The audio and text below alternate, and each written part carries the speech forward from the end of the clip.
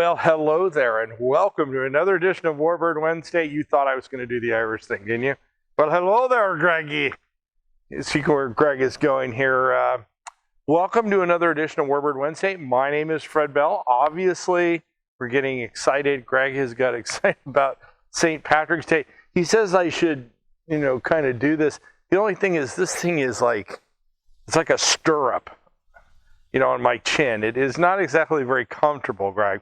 But we are here today to start down another path. We are going to be going down the genesis of aerial refueling, a topic, Greg, that I know has been bothering you for some time.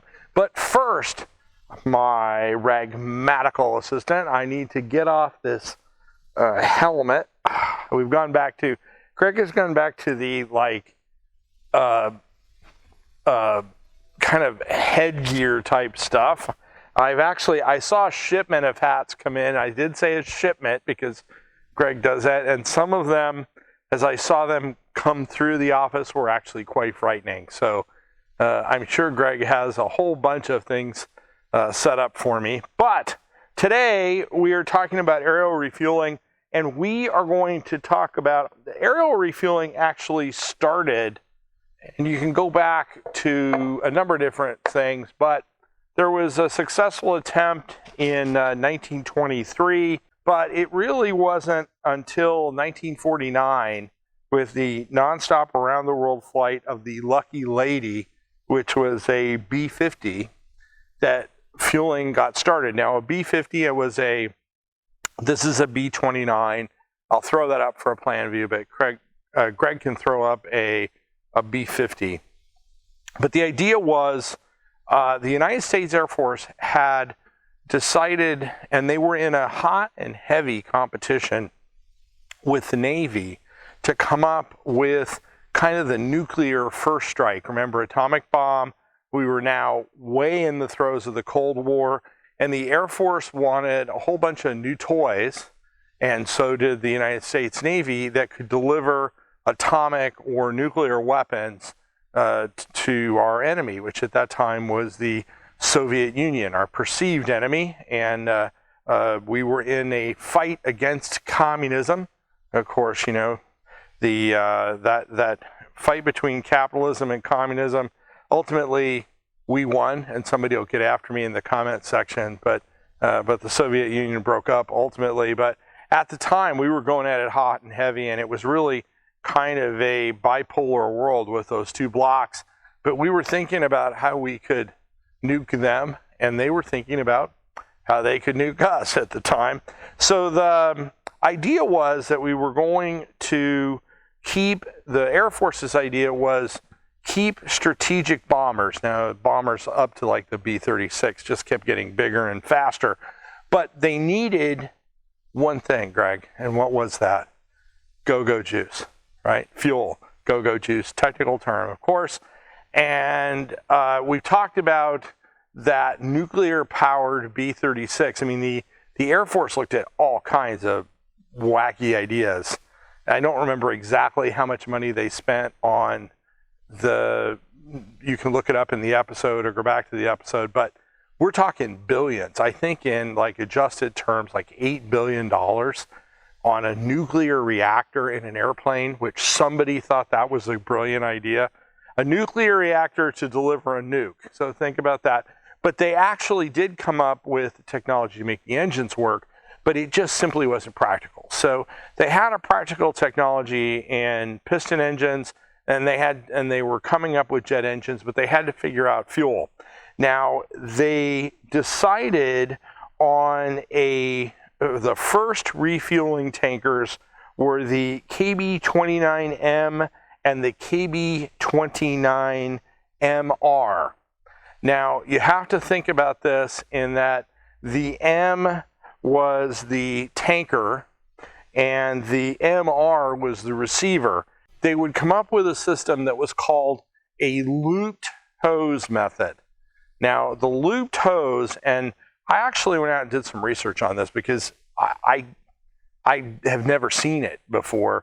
Best way that I can describe it is a long hose with a grapple, and they would lower this out, and then they'd hook it onto the other airplane, and then the other crew would pull the hose in to fuel the airplane. And they could only do it with bombers because it was a real pain in the ass, pardon my French, but you needed multi-crew to do it. There was no way you could do that with a single-seat fighter, but that's how they did initially, including with the B-50, was they did this looped hose method. And Greg, your challenge is going to be, for our wonderful at-home audience, is trying to come up with something, because I don't see a lot on this, but that's what they did.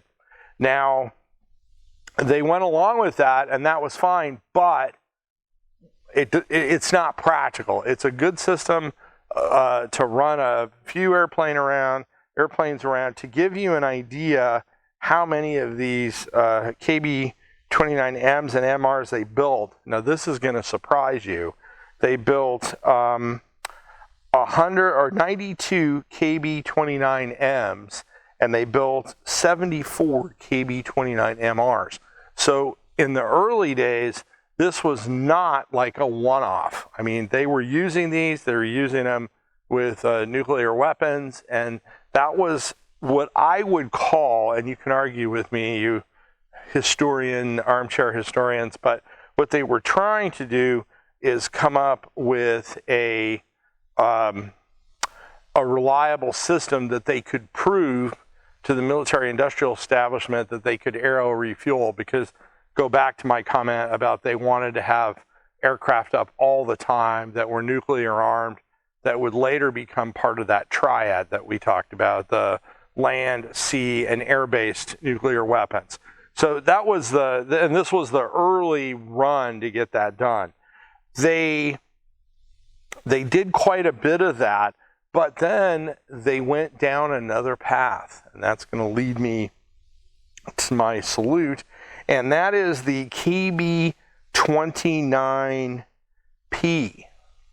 Now, the KB-29P had a rigid flying boom method, which is what you normally see in what we have now in the tankers, and we're into a whole series of tankers in this segment for the next 3 or 4 weeks.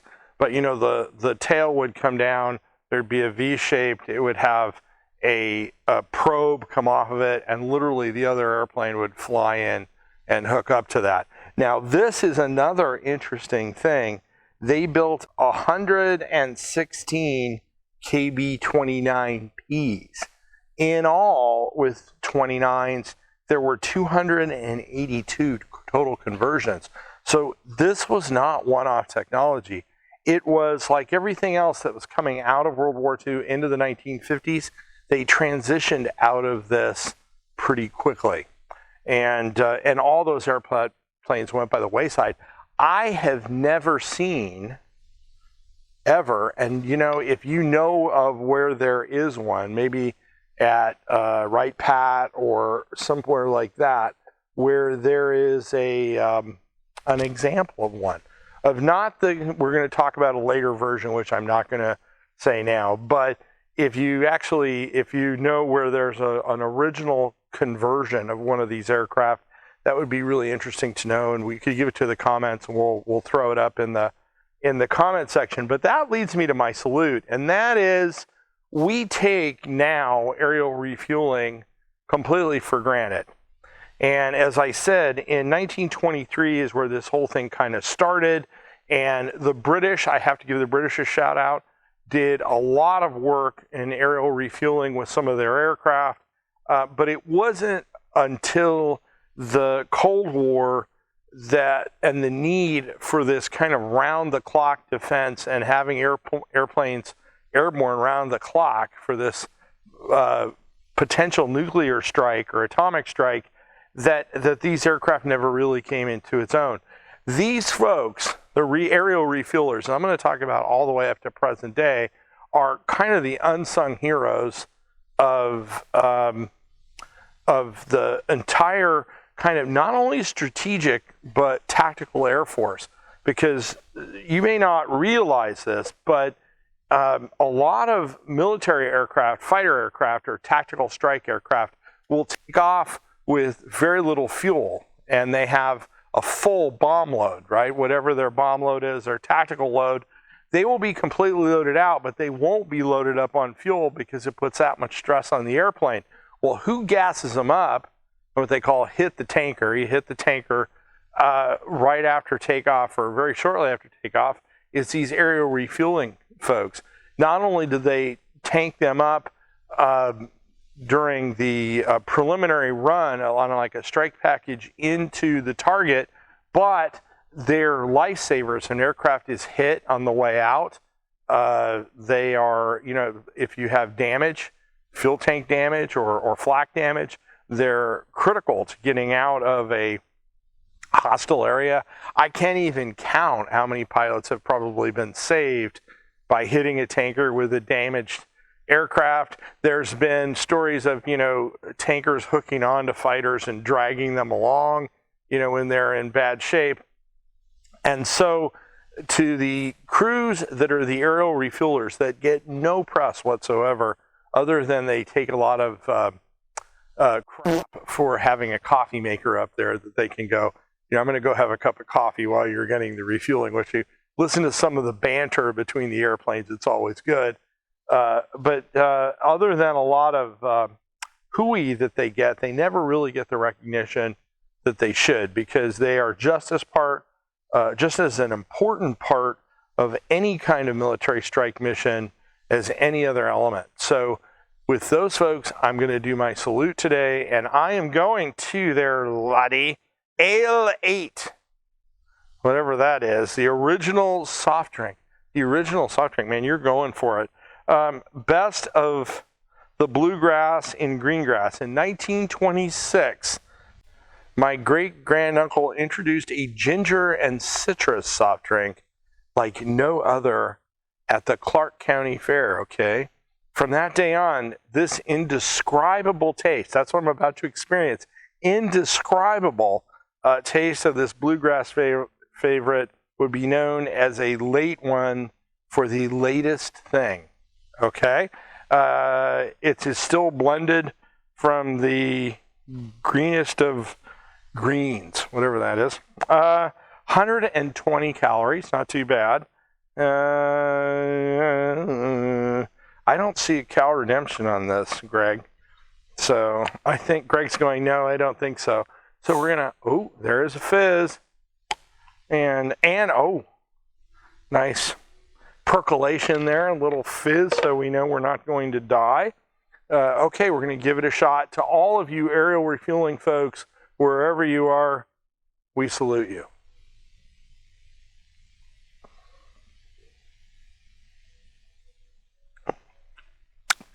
A little flat, and really, it's indescribable.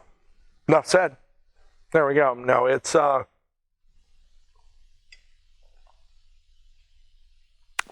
that's actually, it's not bad. It's like a ginger ale, but it's a little flat.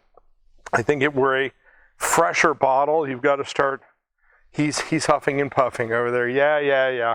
If you had a fresher bottle, it might be actually might be quite nice.